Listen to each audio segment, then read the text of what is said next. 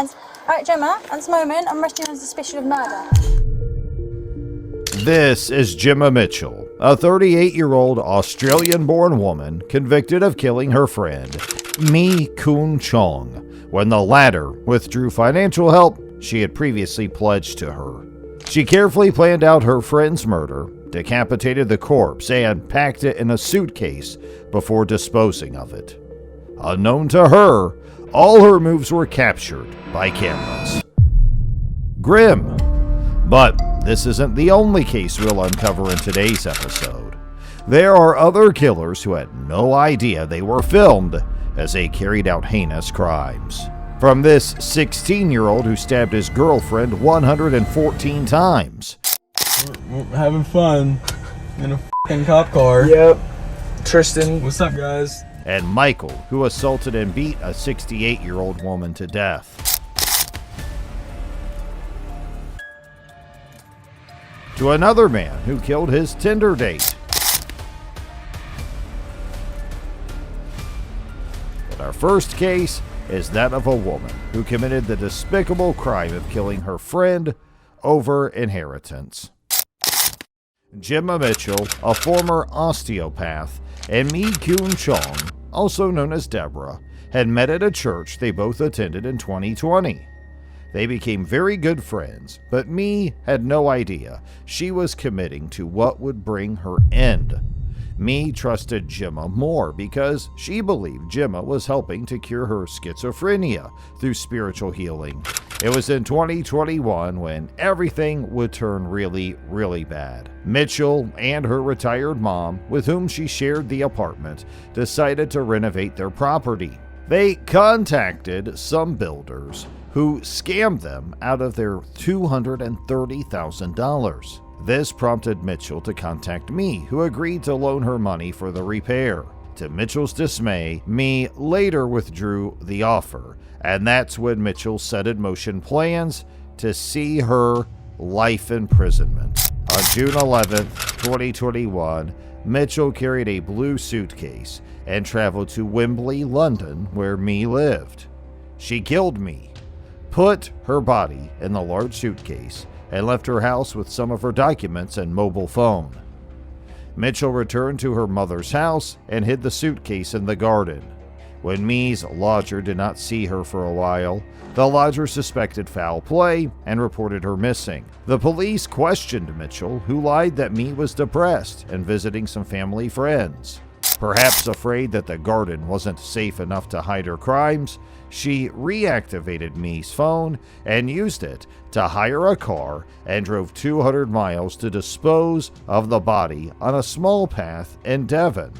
The body and the head were found 10 meters apart the following day by passers-by. It's emergency. Hi, I just found a body. Oh, go ahead, caller. What's your emergency? I just found a body. Right, okay. A body, is it... Are they breathing? No, they're dead. They look like they've possibly been there like a few days or something, with some flies and stuff. The Metropolitan Police arrested Mitchell on July 8th, 2021, after CCTV footage showed Mitchell arriving at Mi's house with a suitcase and leaving with something heavy inside. They also found a forged will and blood-stained towel in the suitcase. From the case of someone who killed a friend to another. This is a disturbing case of Aiden Fucci, a 16-year-old killer who murdered a girl on Mother's Day. On May 9th, 2021, Tristan Bailey's family woke up like any typical day. They went to her room to wake her, only to discover she wasn't there. The family reported Tristan missing, and the police began an investigation that revealed the then 14-year-old Aiden Fucci as the main suspect. Another schoolmate of the pair, Abshur, told police that Aiden had asked him for Tristan's phone number a day before the mother. Aiden spoke to Tristan and convinced her to come and hang out at a friend's place. A residential surveillance camera recorded Aiden and Tristan walking together. Some hours later, the same camera recorded only Aiden running back with his shoes in his hands. When interviewed by police, Abshur said the pair had visited his house and left together. The teenage killer, despite confirming being at Absher's house and going with Tristan, proceeded to tell different stories, which would later put him into further trouble. At first, he claimed to have escorted Tristan until they parted and went their separate ways, only to change the story later, claiming he fought with Tristan when he attempted to touch her and pushed her, causing Tristan to fall and hit her head. But Aiden would put himself into more trouble. Did she really grab you and you just really pushed her, or was that? No, she did. Okay. You don't know what happened to her after you pushed her? Did she say ow or get mad? She said Aiden. She was like, Aiden? He was in the police patrol car after interrogation when he decided to make a video of himself and posted it on Snapchat. In the video, Aiden can be seen making remarks about Tristan. We're having fun in a f***ing cop car. Yep. Tristan. What's up, guys? Yep. Tristan, if you f***ing walk out the damn... On the same day, around 6 in the evening, someone walking in the woods found the dead body of Tristan in a pond, and the police found something that would shock the whole world. The body of Tristan had 114 stab wounds. Beside her was a knife, which had Aiden's DNA on it and was believed to be the murder weapon. The police arrested Aiden the next day, and they found a sheath matching the knife. He also had made incriminating comments to friends, vowing to drag someone into the woods and stab them to death. He pleaded guilty, explaining that there was no motive behind the murder. He said he just wanted to know what it felt like to kill someone. Aiden was sentenced to life in prison with eligibility for parole after 25 years. In our next case, we see the actions of a man who murdered someone who had been kind to her, unknown that he's being recorded. Mary Kay, Katie Wolfarth, had known Michael Olson for some time. Katie operated an antique store, and she rented a storage unit in Akron, Ohio, opposite another unit belonging to Michael Olson, a local handyman, and his father. In the summer of 2019, Katie's family and friends tried to reach out to her, but could not get a hold of her. She didn't feed her cats. The cats are everything in the whole wide world. Can't find her. I mean, we've checked the house, we've checked everything. Yeah, she's not at any local hospitals. Just for call out yesterday. Checked the tails.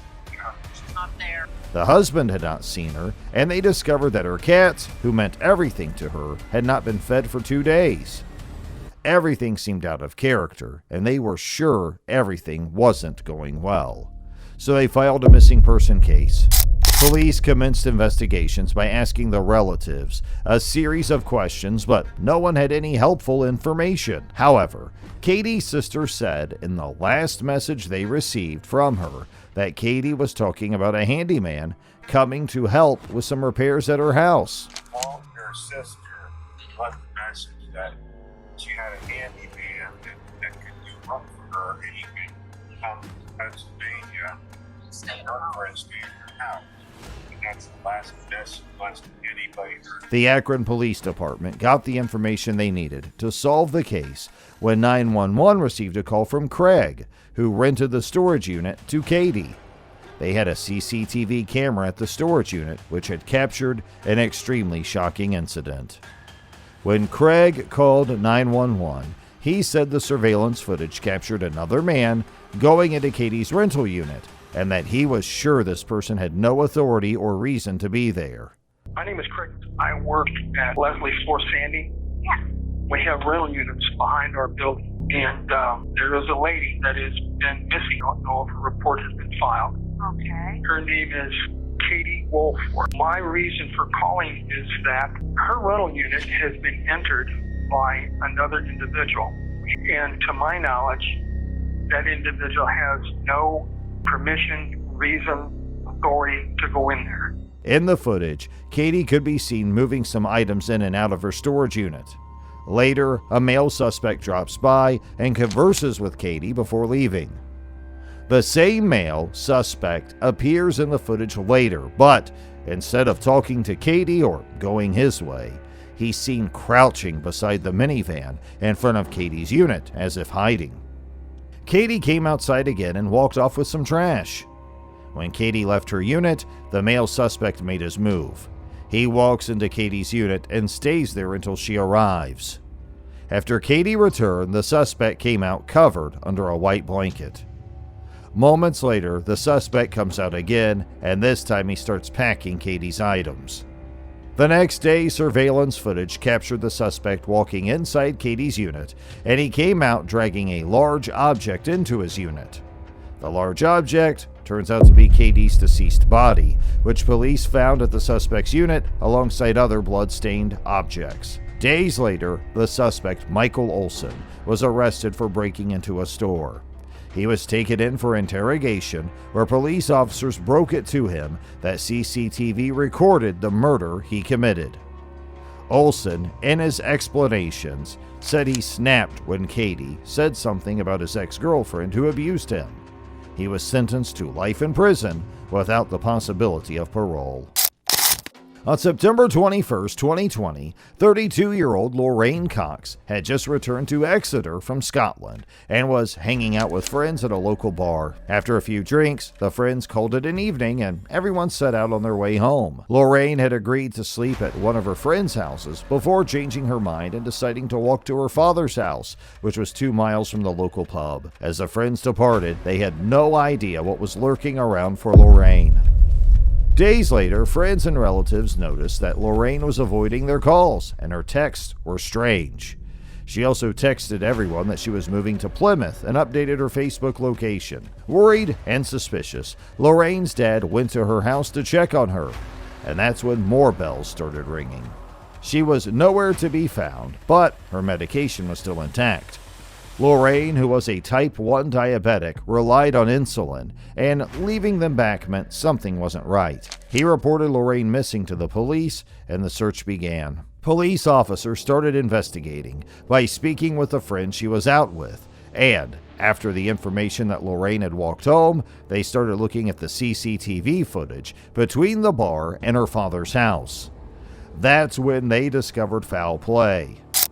At the start of her journey home, Lorraine can be seen walking, relaxed, unaware of what was about to happen. However, they did notice a man walking alone behind her. After some time, Lorraine keeps walking, and the man can still be seen behind her. When she noticed the man, she turned and said something to him before crossing the road. The man joins Lorraine on the other side, and they look like they're conversing. Moments later, the man could be seen with his arm around Lorraine's shoulder as they head in the opposite direction.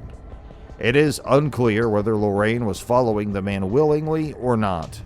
They walked together for a while before turning, with no CCTV camera, to continue showing what has happened. Police began searching for the man, and investigations led them to an apartment above a kebab shop. The CCTV footage showed the man exiting the building before he started following Lorraine. At the apartment, police met a man who revealed his name as Christopher Myers. However, he denied seeing Lorraine, which led to suspicion and a subsequent arrest. Police searched the man's house and found dismembered limbs behind the building. They also found Lorraine's backpack and phones around the exact location. They found Lorraine's SIM card, bank card, and driver's license inside the suspect's apartment.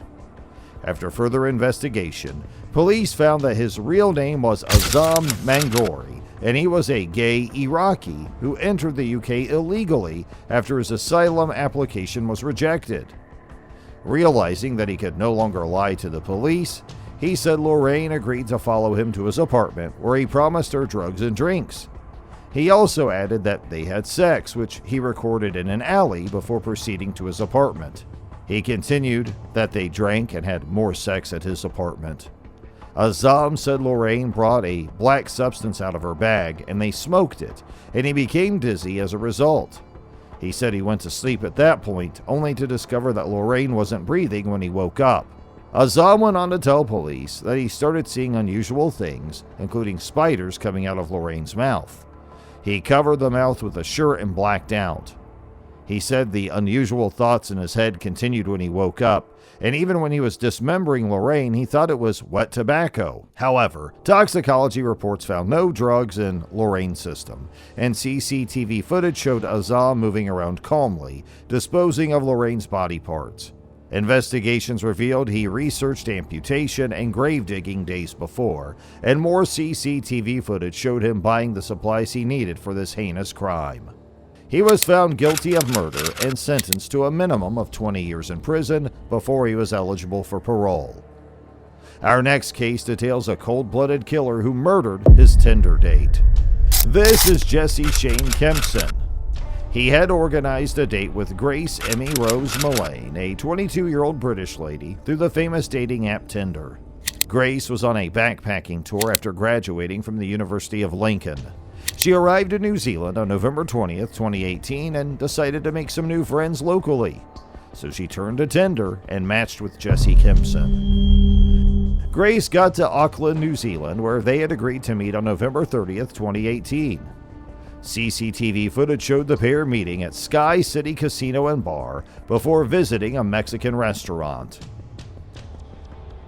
The next day was Grace's birthday, but as wishes poured into her from friends and family, none of them was getting any reply. So they suspected foul play and reported it to Auckland police. The father also traveled and made a public appeal. We last had contact with her on Saturday, the 1st of December. And as a family, we've been extremely concerned for her welfare. What had happened to Grace and where was she? A continuation of the CCTV footage shows Jesse and Grace entering another restaurant after exiting the Mexican bar. Then they walk to Jesse's rented apartment at City Life Hotel. Elevator footage shows them entering and getting out on Jesse's floor. This was the last footage of Grace. On the morning of Grace's birthday, the next day, the elevator camera shows only Jesse exiting the building. More CCTV footage shows Jesse buying a new large suitcase and cleaning materials. He returns to drop the items and meets a second Tinder date for the day. Their date ends quickly, and Jesse returns home, borrowing a cleaning machine from the front desk.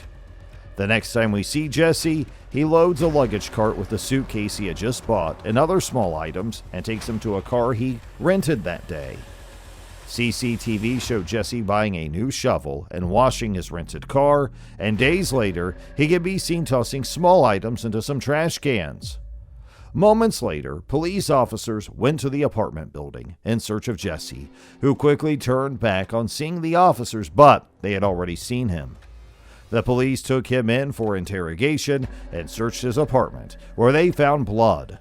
His phone records also led police to the location where he buried the suitcase with Grace's body inside. Jesse was found guilty and sentenced to life in prison with a minimum of 17 years without parole. Those are the cases we have for you today. We hope you've learned something from them.